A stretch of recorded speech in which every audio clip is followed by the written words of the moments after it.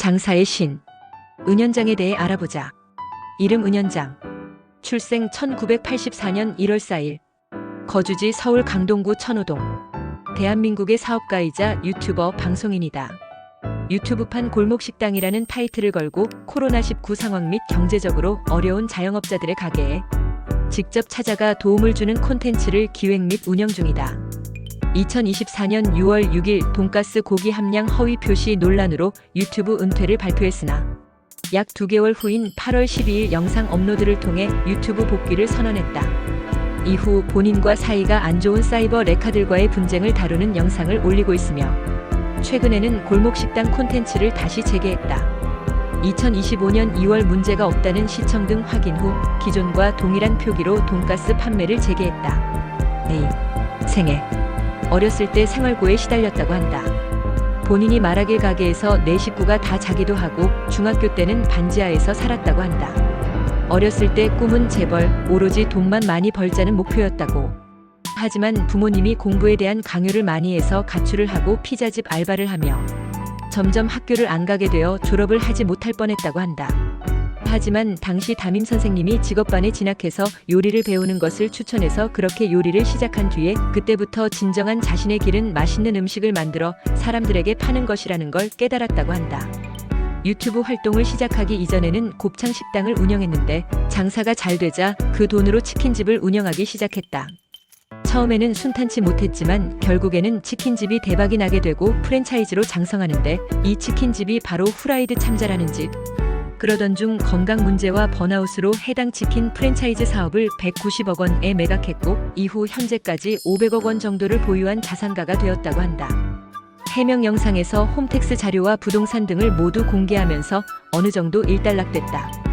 그렇게 평생 놀고 먹을 돈을 얻게 됐지만 어릴 때부터 무작정 돈 벌기에만 몰두한 나머지 많이 망가진 몸에다가 남들은 여행 가거나 친구를 사귀던 학창 시절을 일만 하느라 다 보내버려 왠지 모를 공허함과 허탈감이 몰려왔기에 유튜브판 골목식당 컨텐츠를 기획해 자영업자들을 도와주기로 마음먹었다고 한다. 처음에 유튜브를 시작하게 된 계기는 취미, 재미, 명예, 자존심 때문에 시작했다고 한다. 유튜브를 그만두려고 벼랑 끝에 있을 때 즈음. 유튜버 30대 자영업자 이야기가 아무런 준비 없이 그냥 영상을 찍자고 제안했다. 그 영상이 바로 한강에서 소주, 감자깡 먹는 영상이다. 원래의 구독자 목표는 10만이라고 말했다. 특이하게도 30대 자영업자 이야기와 제작진이 겹쳐서인지 둘 다 일부 BJ가 사용하는 방식과 같이 영상 구석에 배너 광고를 띄워놓는다. 실제로 솔루션 중 홍보 관련의 부족함을 느끼면 배너 광고에 등장하는 업체에 전화하여 요구하는 등 몇몇 기업과는 사적인 친분도 있는 듯하다. 또한 솔루션 도중 손이 모자랄 때 도와준 음식점의 경우 유료로 배너 광고를 해주기도 했다. 3. 비판. 본인을 요리사라고 하지 않고 장사꾼 또는 사업가로 정의하는데 요리사로 성공할 가능성보다 장사꾼으로 성공할 가능성이 훨씬 높은 경우를 봤기 때문이다. 솔루션을 제공할 때도 요즘은 맛없는 음식점이 없어. 장사의 성공은 음식보다는 운영 측면을 강조할 정도로 비즈니스적인 측면에서 접근한다.